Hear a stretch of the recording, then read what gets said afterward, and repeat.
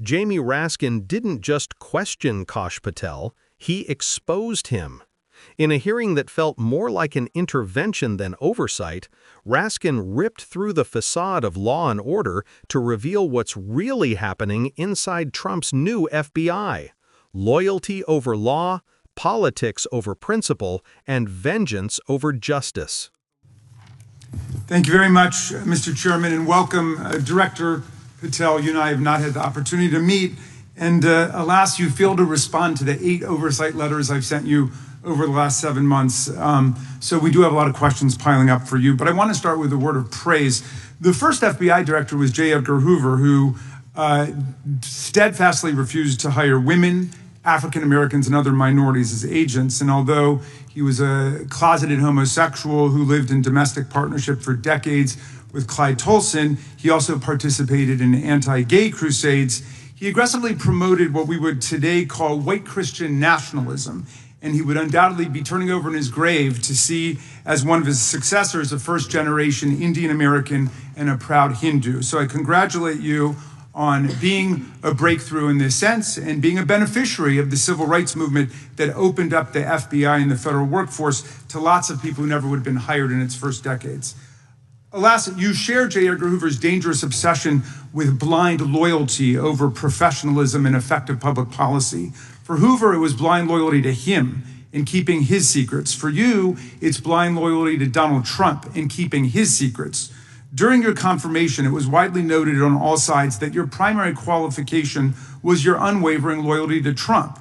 Unlike other directors, you had no work experience at the FBI, but you had made over 1,000 media and political appearances in support of Trump's campaign. Your Senate confirmation vote was 51-49, the closest in history, with your opponents warning you were not qualified and had no interest in actually developing the qualifications for the job. I hoped that they were wrong. Alas, they were not. While most other new FBI directors drew on their experience as FBI agents, you didn't have that.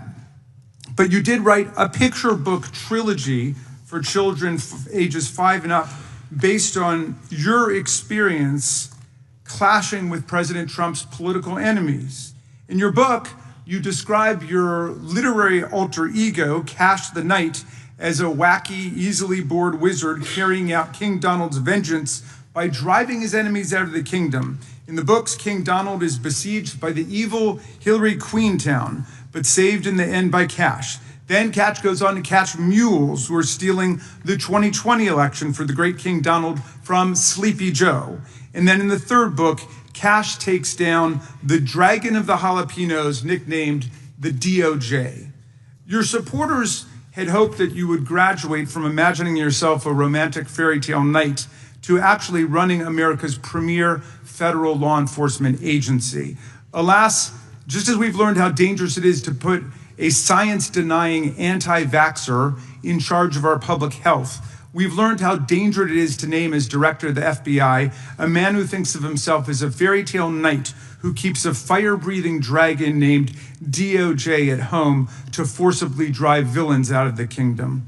When Charlie Kirk was assassinated, while his killer was still on the loose, you decided you didn't need to be at FBI headquarters in Washington to work with your team while the chaotic manhunt unfolded. You spent your evening dining in a swanky Midtown Manhattan restaurant and tweeting out false information that the subject of the shooting was in custody, a statement you had to retract 1 hour later. Your performance was so disturbing that even the mega base was alarmed. Culture warrior Christopher Rufo, who just a few months ago sat in your chair as a Republican witness, observed that you performed terribly, and he called for your ouster. The FBI might be able to survive your delusions of grandeur and the explosively volatile temper that was on display yesterday in the Senate, but the intractable problem is that you are running the FBI not as a law enforcement agency charged with keeping the American people safe, but as a political enforcement agency working directly for the president's vengeance campaign. 7 months in, it's impossible to overstate the destruction, chaos, and demoralization you've brought to the FBI and its workforce and the resulting danger your actions have caused to our country. You've been systematically purging the FBI of its most experienced and qualified agents, division leaders and experts in counterterror, counterintelligence, and cybersecurity, precisely the people who have the expertise you lack and which the FBI and the country need. They've been expelled from the ranks of the Bureau simply because they did their duty investigating crimes, including those committed by the mob that attacked the Capitol on January 6, 2021, and beat the hell out of more than 140 police officers, or simply because you suspected them of being insufficiently loyal to Donald Trump. You illegally sacked Brian Driscoll, the former acting director of the Bureau and a decorated counterterrorism expert who worked at the FBI for nearly 20 years. According to Driscoll, you told him your own job, quote, depended on the removal of agents who worked on the cases against the president, regardless of whether the agents chose to work on those cases or not. You added, quote, the FBI tried to put the president in jail and he hasn't forgotten it. You forced out the leader of the Salt Lake City field office, Mehtab Saeed, just weeks before Charlie Kirk's assassination, depriving the FBI of an experienced counterterrorism expert described by her colleagues as absolutely the best and legendary. She would have led the FBI's manhunt had she not been fired. When Trump decided that rounding up immigrants with no criminal records was more important than preventing crimes like human trafficking of women and girls, drug dealing, terrorism, and fraud, you ordered the 25 largest field offices to divert thousands of agents away from chasing down violent criminals, sex traffickers, fraudsters, and scammers to carry out this immigration crackdown. Director Patel, you treated the men and women at FBI with disrespect and paranoia. You've assembled a roving band of freelancing henchmen within your office and charged them with conducting unauthorized investigations, targeting and harassing career FBI employees. Amazingly, you forced senior leadership to repeatedly take polygraph tests to prove their political loyalty and pushed out leaders who refused these demeaning exercises. And now we're seeing one very clear reason why you want to build a political FBI. The Epstein files. You want an FBI blindly loyal to Trump and to you as his enforcer so you can continue your cover-up of a massive international sex trafficking ring with more than 1,000 victims, betraying all of the survivors of the sexual violence. Before you got in this job, you called for full release of the Epstein files, telling podcaster Benny Johnson that the only reason the list was not released by DOJ and FBI was, quote, because of who's on that list. Upon your confirmation, you promised that, quote, there will be no cover-ups, no missing documents, no stone left unturned. And anyone from the prior or current Bureau who undermines this will be swiftly pursued. This spring, you ordered hundreds of agents to pore over all the Epstein files, but not to look for more clues about the money network or the network of human traffickers. You pulled these agents from their regular counterterrorism or drug trafficking duties to work around the clock, some of them sleeping at their desks, to conduct a frantic search to make sure Donald Trump's name and image were flagged and redacted wherever they appeared, whether an email, a text, a letter, an interview, a photograph, or a video. In May, Attorney General Bondi reportedly told Trump that his name had indeed appeared multiple times throughout the Epstein files. And not long thereafter, in July, you and the Attorney General released a memo claiming that, quote, no further disclosure would be appropriate or warranted. In a few short months, how did you go from being a crusader for accountability and transparency for the Epstein files to being a part of the conspiracy and cover-up? The answer is simple. You said it yourself, because of who's on that list. Donald Trump's relationship with Epstein over the years is well documented. A week ago, the Oversight Committee released Trump's disturbing birthday book, Note to Epstein, written over a drawing of a woman's naked body, referring to a, quote, wonderful secret. The Oversight Committee obtained the note from the Epstein estate, not from the FBI, raising questions again of whether the FBI has been withholding documents.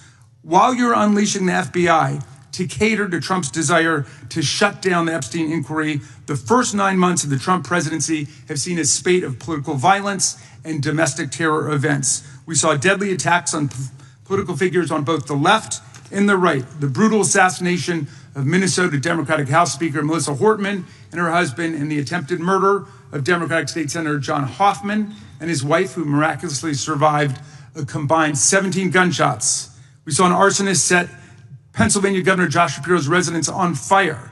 And of course, last week, we saw the horrific, cold-blooded assassination of Charlie Kirk in Utah that has shaken the nation.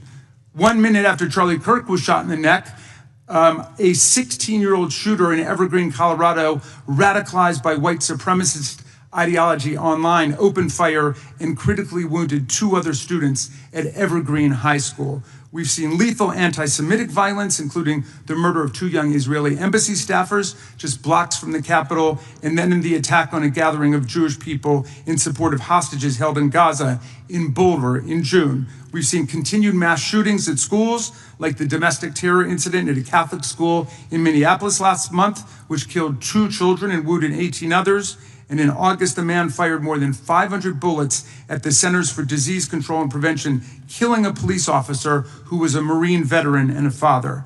People like Melissa Hortman and Charlie Kirk should be able to participate in politics as elected officials or active citizens without being shot down in cold blood in the United States of America. People should also be able to go to elementary school, to middle school, to high school, to work, to the mall, and to church without being shot down in explosions of gun violence. The important position at the FBI requires a leader who puts public safety and national security and the rule of law first. I'm afraid, Director Patel, you've given us reason to believe you've used the powers of the FBI to serve Donald Trump and his agenda of partisan retribution. You've broken your promise not to do that. You've betrayed Jeffrey Epstein's victims and survivors. You've turned your back on the career law enforcement officers of the FBI. And as a result, you've left all of us less safe than before. Mr. Chairman, I yield back.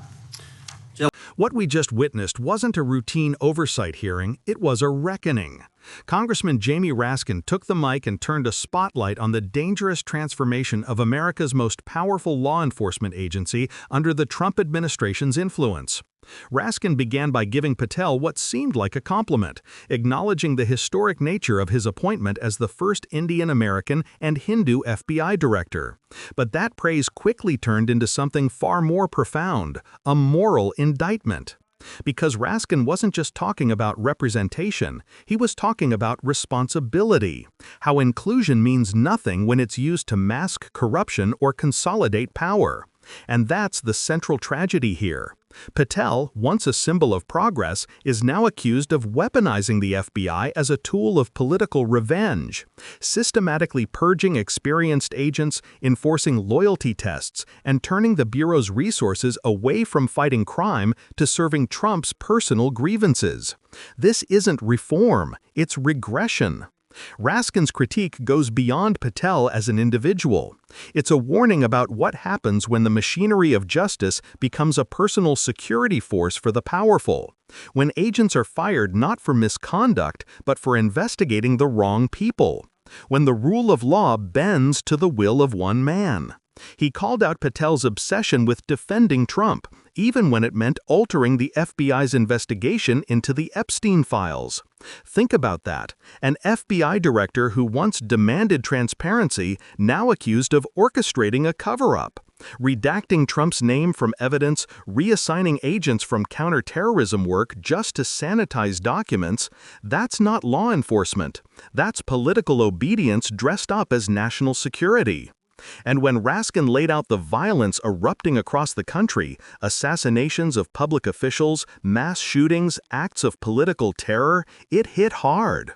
Because all that chaos reflects something deeper, a government too consumed with power struggles to protect its people. Raskin's message was clear, and it wasn't just to Patel. It was to every American watching. When loyalty replaces law, when propaganda replaces truth, when vengeance replaces justice, democracy doesn't just weaken, it bleeds. This hearing was about more than one man's misconduct. It was about a nation on the edge of forgetting what accountability even means. Raskin's voice, sharp, steady, relentless, reminded us that patriotism isn't about protecting power, it's about protecting principle. So the question now is simple. How much longer can America afford to look away? If you believe in truth over loyalty, in institutions that serve the people, not the powerful, then don't just watch. Speak up. Like, share, and subscribe to Left Lens. Because this is the kind of truth that corporate media won't amplify, and the kind the public needs to hear.